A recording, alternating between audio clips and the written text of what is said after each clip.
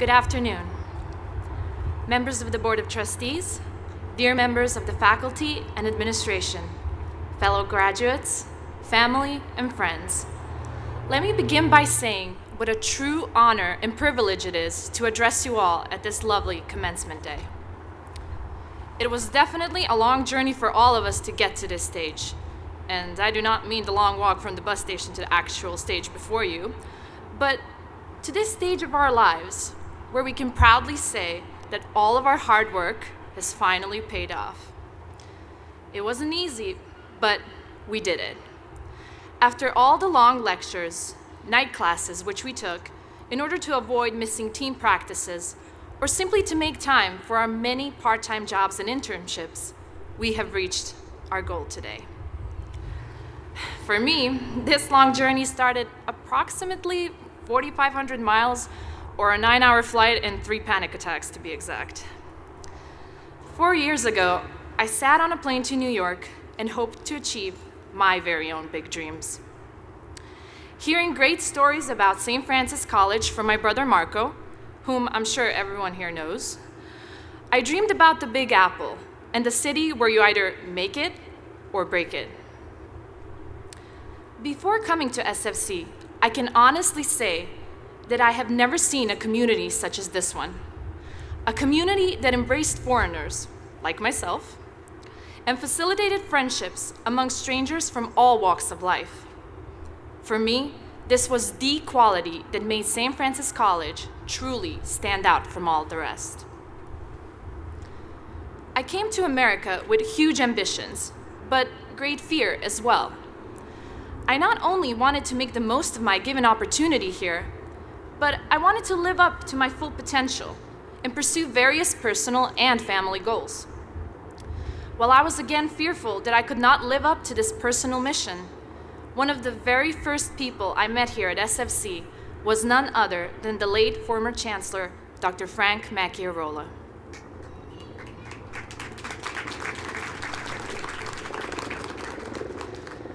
Although he would pass during my first semester here, I cannot understate his influence over my commitment to SFC and pursuing my big dreams. In just a few short minutes with this man whom was described to me to be a legend, I would gain a new friend whom both challenged and inspired me to pursue even greater academic achievements. Dr. Mack also reminded me about a quote that my dad would always share with me. Just do your best, and whatever your best is, trust me, it'll be enough. Of course, my dad's version was in Serbian, but I don't think you all would have understood that today. If I have learned anything over the last 4 years, I have definitely learned what it means to be strong. Being a communications major, I paid a lot of attention reviewing and analyzing advertisements and their messages. One recent ad said, "It takes someone strong to make someone strong." And that is nothing far from the truth. My parents are the strongest people I have ever met. My parents were and still are my greatest support, no matter where they are, in this world or another. Unfortunately, my dad, a man who gave his entire life and all of his love to his wife and kids, was too strong for too long, and sadly passed away last July. He made me promise to keep doing my best and to never let fear stop me from doing great things, helping others, or achieving my highest potential. I cannot express my gratitude and how privileged I am to call myself a daughter of a man who did so much for his family and his own community. For letting my brother and I go after our dreams with such care and love, I am forever grateful, and all that I can say is that I'll love and miss him for as long as I live. Without my family, I wouldn't be the person that I am today. So if you let me, I would like to express my gratitude to my mother and my brother that are here in the audience today.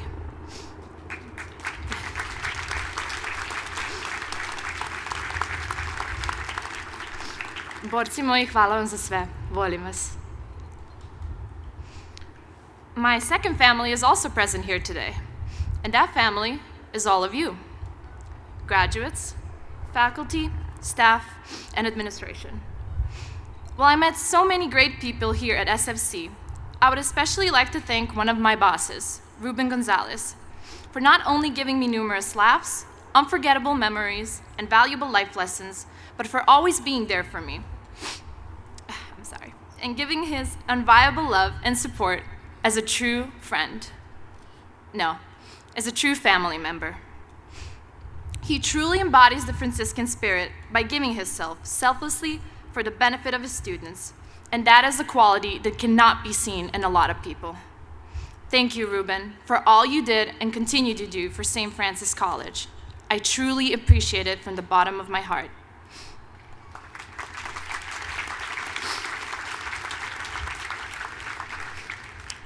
I also would like to thank a man who is right now running around and making sure that this is yet another beautiful and successful event, and that person is Robert Oliva.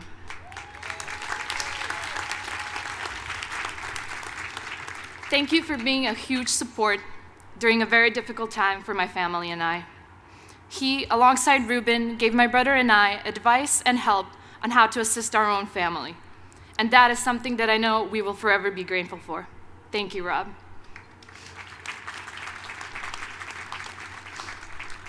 Also, for giving me the opportunity of playing Division I sports, I would like to thank the Director of Athletics, Irma Garcia, and the entire athletics department. Together, they always gave their best for the sake of their student athletes. They support us while we're on the court and extend that support when we are balancing our practices, 9 a.m. conditioning, schoolwork, and part-time jobs. Thank you to the Communication Arts Department that believed in my potential and allowed each and every one of us to explore and develop our skills in journalism, advertisement, TV, and broadcasting. Over the years, several other faculty and administrators also played a large part in my overall growth and development. They include Dr. Lynn Jackson and Lauren Bertolotti of Communication Arts, Brother Edward Wesley of English, Dr. Michael Kaminsky of Fine Arts and the SFC Choir, former Dean Howell, Kathy DeTrento, and my other boss, Naomi Kinley. Finally, I would like to give a huge thank you to Dr. Cynthia Molina, who saw my great passion for learning about other cultures and encouraged me to make one of the best decisions of my life, which was studying abroad in Spain. This unique experience would soon open doors for me that have resulted in my fingers now being crossed for a future position as a Spanish translator at the United Nations.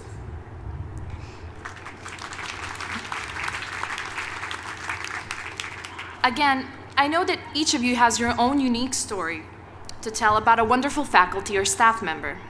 They regularly give us their best without holding back, just in order to make our college experience the best it can possibly be. But before I leave you today, I want to share a quote that addresses a question that I asked many of my fellow graduates. Over the past few weeks, many of you have alluded to fears of not finding a job, not being good enough, not being able to compete with other graduates, not being able to pay bills, basically not being able to survive after SFC. My last quote for all of you comes from the American movie Coach Carter. It is credited to Marianne Williamson, and it says, "Our deepest fear is not that we are inadequate. Our deepest fear is that we are powerful beyond measure. It is our light, not our darkness, that most frightens us. We ask ourselves, who am I to be brilliant, gorgeous, talented, and fabulous? Actually, who are you not to be? Your playing small doesn't serve the world. There is nothing enlightened about shrinking so that other people will not feel insecure around you. We are all meant to shine, as children do. We were born to make manifest the glory of God that is within us. It is not just in some of us, it is in everyone. And as we let our own light shine, we unconsciously give others permission to do the same. As we are liberated from our own fear, our presence automatically liberates others. And that is exactly what we are going to do today. I ask you all to liberate yourselves from fear and show the best of this graduating class of 2016. Thank you, Brooklyn.